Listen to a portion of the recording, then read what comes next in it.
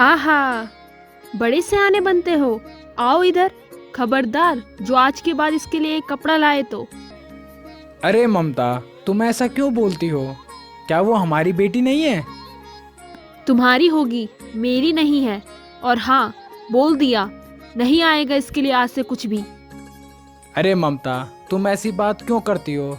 जब देखो तुम रश्मि के पीछे पड़ी रहती हो। हाँ हाँ, मैं ही पागल हूँ। जाओ दे दो उसे सब कुछ। भाड़ में गए तुम और तुम्हारी बेटी। ले बेटी, तू पहन ले इसे। तेरी माँ तो पागल है। अपनी माँ की बात का बुरा मत माना कर। ठीक है पापा। ये है हरीश और उसकी बेटी रश्मि। रश्मि हरीश की पहली पत्नी से हुई थी, जबकि हरीश की पहली पत्नी की मौत के बाद हरीश ने दूसरी शादी कर ली। और यह है हरीश की दूसरी बीवी ममता। नाम तो है ममता, पर रश्मि से सीधे मुंह बात भी नहीं करती थी। हरीश को ममता से कोई औलाद नहीं थी। शायद यही कारण था ममता के हमेशा गुस्सा रहने का। हरीश दिन भर अपनी राशन की दुकान पर रहता और शाम को जब घर आता तो ममता उससे सारे पैसे ले लेती थी। ममता बहुत खड़ूस थी और बस दिन भर अपनी बहन से ही बातें करती रहती। ममता घर का कुछ काम न करती और बस दिन भर रश्मि से ही सारे घर का काम करवाती। एक दिन सुबह सुबह हरीश अपनी पत्नी से बोलता है, अरे ममता, मैं जरा कुछ दिन के लिए शहर जा रहा हूँ। घर पर ज्यादा हो हल्ला मत करना। खुद भी शांति से रहना और दूसरों को भी शांति से रहने देना। हाँ हाँ, बस मैं ही हूँ इस दुनिया में सबसे खराब। जब देखो मुझे ही बोलते रहते हो। अपनी उस बेटी को क्यों नहीं बोलते? फ्री का खा रही है घर में बैठे बैठे। इससे तो अच्छा ये था कि ये भी अपनी माँ के साथ मर जाती। अरे छोड़ो, तुमसे बात करना तो भैंस के आगे बीन बजाने जैसा है। सुनो बेटी रश्मि, मैं चलता हूँ। तुम घर का ध्यान रखना। तभी ममता मन ही मन बोलती है, जाओ जाओ, तब बताती हूँ इस अनाथ को, याद रखेगी हमेशा।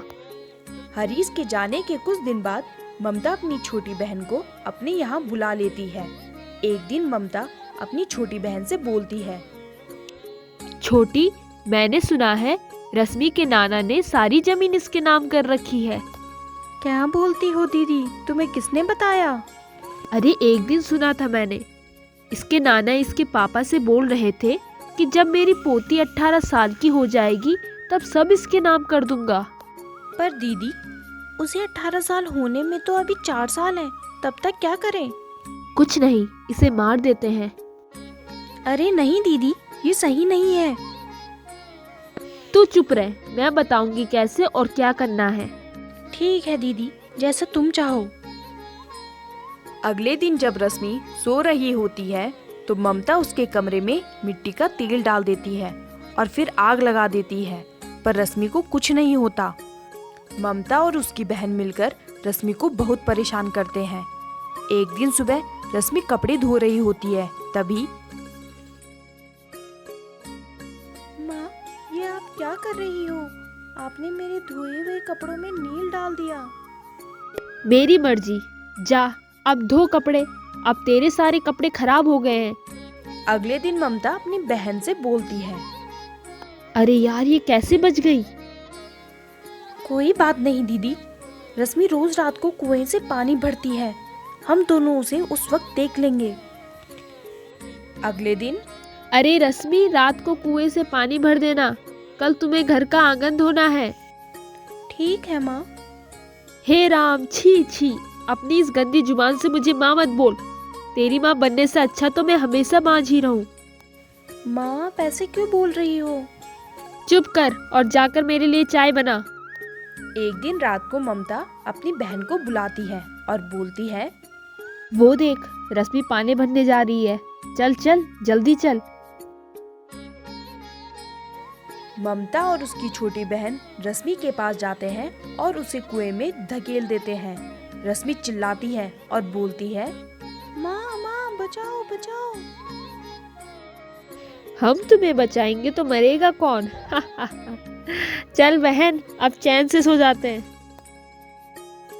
पर भगवान को तो शायद कुछ और ही मंजूर था। रश्मि जैसे ही कुएं में गिरती है, एक हाथ आता है, रश्मि को गिरने से बचा लेता है। रश्मि बाहर आती है और बोलती है, माँ तुम? और रश्मि की माँ बोलती है, हाँ बेटी मैं हूँ, तुझे इन लोगों ने बहुत सताया, अब इनकी बारी है परेशान होने की।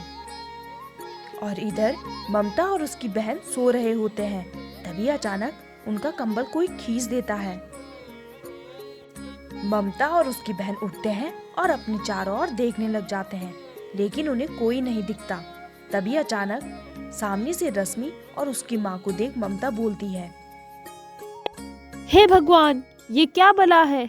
कौन हो तुम? कौन हो? मैं रश्मि की माँ हूँ, बहुत परेशान किया तुम दोनों ने मेरी बेटी को, अब मैं तुम्हें छोड़ूंगी नहीं, तुम दोनों को मरना होगा। नहीं माँ, इन्हें माफ कर दो माँ। यह सुन रश्मि की माँ उनको माफ कर देती है, पर बोलती है, आज के बाद अगर मेरी बेटी को परेशान किया तो मैं तुम दोनों को छोड़ूंगी नहीं, दोनों मरोगे।